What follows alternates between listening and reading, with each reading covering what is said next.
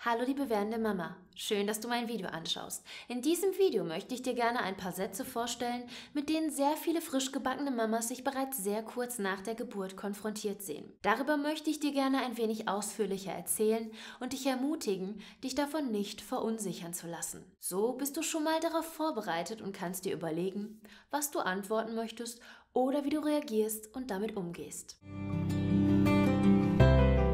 Ich bin Mama von 2 Kindern, ausgebildete Hypnobirthing- und Babymassage-Kursleiterin, Rückbildungstrainerin, Entspannungstrainerin und Wochenbettcoach. Schön, dass du mein Video anschaust. Auf diesem Kanal findest du jede Woche das wichtigste Wissen rund um Schwangerschaft und Muttersein. Wenn du neu hier bist, dann lohnt es sich zu abonnieren. Jede Mama kennt es. Kurz nach der Geburt melden sich die ersten Verwandte, Freunde und Bekannte und möchten gerne vorbeikommen, um das Baby kennenzulernen.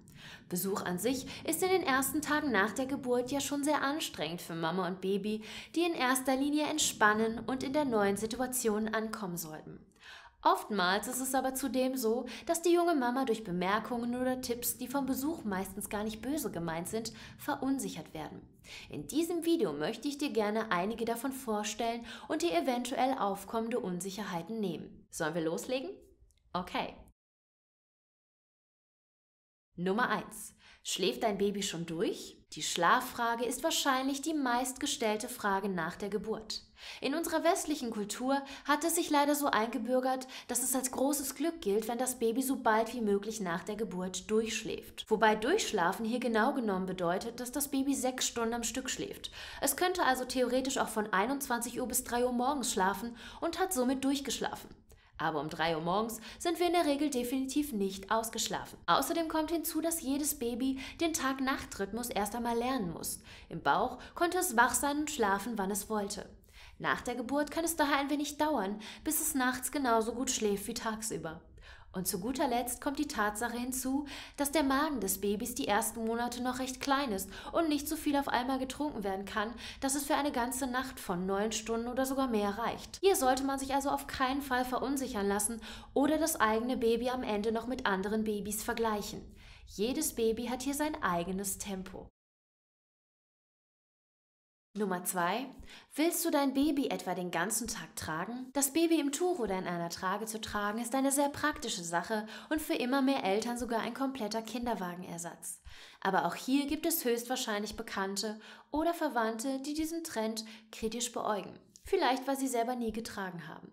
Vielleicht, weil sie die jungen Eltern davor warnen wollen, dass sich das Baby daran gewöhnt und dann ständig getragen werden möchte. Hier sei gesagt, dass Tragemamas oder Papas eigentlich durchweg positiv vom Tragen berichten und es keinesfalls als Last sehen, sondern eher als Erleichterung im Alltag. Ist das Baby müde, schlecht gelaunt oder quengelig, kann man es ganz einfach in die Trage binden, in der es dann entweder zufrieden alles mitmacht oder sogar einschläft. Außerdem weiß man, dass Babys, die viel getragen werden, durch die Bewegungen von Mama und Papa zusätzlich stimuliert werden und sich motorisch meistens sogar besser entwickeln als andere Kinder. Obwohl manche Kinder also durch das Tragen weniger auf ihrer Krabbeldecke liegen, lernen sie weder drehen, noch krabbeln, noch laufen, später als Babys, die selten oder nie getragen werden. Mein Tipp: Genieße die Zeit, in der dein Baby getragen werden möchte und ganz nah bei dir an deiner Brust schläft.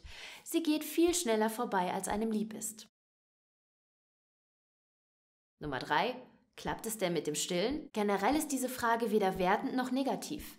Wenn es mit dem Stillen allerdings nicht so klappt, wie man sich das vorgestellt hat, kann diese Frage einen negativen Beigeschmack haben. Meistens sind diese Fragen auch eher Fragen, um ein Gespräch in Gang zu bringen oder am Laufen zu halten. Wenn man also keine Lust hat, über die Höhen und Tiefen des Stillens zu erzählen, kann man diese Frage kurz und knapp beantworten und selber aktiv zu einem anderen Thema überleiten. Handelt es sich um eine Freundin, die selber stillt oder gestillt hat und einiges an Erfahrung mitbringt, lohnt es sich hier vielleicht, die ein oder andere Frage zu stellen.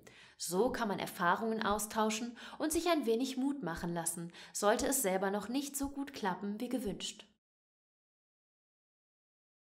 Nummer 4. Pass auf, dass du das Baby nicht zu sehr verwöhnst. Das ist ein Rat, der meistens von der älteren Generation kommt. Wie wir alle wissen, ändern sich Sichtweisen, Empfehlungen und Vorgehensweisen ständig. In allen Bereichen des Lebens. Es gibt neue Forschungsergebnisse und Erkenntnisse. Was man also vor 20 oder 30 Jahren in der Erziehung als sinnvoll erachtet hat, ist mit sehr großer Wahrscheinlichkeit mittlerweile veraltet und überholt. Das Verwöhnen des Babys zum Beispiel scheint für viele eine Gefahr zu sein, vor der junge Eltern oft gewarnt werden. Lass dein Baby doch auch mal weinen und trag es nicht ständig durch die Gegend. Sowas merkt es sich dann. Dann musst du das ständig machen. Oft wird aber leider außer Acht gelassen, dass es sich hier einfach um das Erfüllen der kindlichen Bedürfnisse handelt. Und da ein Baby das natürlich noch nicht alleine kann, ist es Aufgabe von Mama und Papa, es zu versorgen. Total logisch. Dieses falsch betitelte Verwöhnen ist also etwas essentiell Wichtiges für das Baby, da es ihm die Liebe und Zuneigung von Mama und Papa zeigt. Es weiß, ich kann mich immer auf Mama und Papa verlassen und entwickelt das so wichtige Urvertrauen. Daher sollte man hier gut differenzieren und sich keinesfalls verunsichern lassen. Liebe zeigen bedeutet nicht das Baby verwöhnen. Mit Liebe kann man ein Baby gar nicht genug verwöhnen. Nummer 5. Ein Schnuller würde ich ihm nicht geben. Auch beim Thema Schnuller scheiden sich die Geister. Fakt ist, jedes Baby braucht irgendetwas, um sich zu beruhigen. Manche Babys entscheiden sich für den Schnuller, wenn sie ihn angeboten bekommen. Auch hier gilt, Mamas Bauchgefühl und auch Mamas Nerven sollten Beachtung bekommen. Ist der Schnuller eine funktionierende Variante, um das Baby zu beruhigen und ihm das Einschlafen zu erleichtern, spricht auch hier erst einmal nichts dagegen, dieses Hilfsmittel in Anspruch zu nehmen. Natürlich hat auch der Schnuller wie fast alles seine Nachteile, aber am Daumen nuckeln oder überdurchschnittlich oft Mamas Brustwarze als Nuckelersatz zu benutzen, ist für viele Mamas auch keine Alternative. Somit sollte die Schnullerentscheidung nicht gewertet werden, beziehungsweise sollten sich junge Eltern auch hier nicht verunsichern lassen. Denn auch hier gilt, wenn etwas Stress reduziert und die Gesamtsituation entspannter werden kann, sollte man kein schlechtes Gewissen haben, diese Schnulleroption zu nutzen. Für all die eben genannten Tipps oder Ratschläge gilt daher, lass dich nicht verunsichern, beurteile eure Situation individuell und höre immer auf dein Bauchgefühl. Du musst dich nicht rechtfertigen. Und nun interessiert mich natürlich noch, ob du selbst schon den ein oder anderen Babyratschlag bekommen hast, den du eigentlich gar nicht hören wolltest? Wenn ja, schreib ihn mir unten in die Kommentare. Das war's zum Thema Ratschläge für junge Eltern. Um noch mehr Mamas auf dieses wichtige Thema aufmerksam zu machen, gib diesem Video einen Like und teile es. Abonniere den Kanal und läute die Glocke, damit du kein neues Video mehr verpasst. Und hier habe ich außerdem 2 weitere Videos, die für dich auch interessant sein könnten. Bis zum nächsten Video, deine Marie.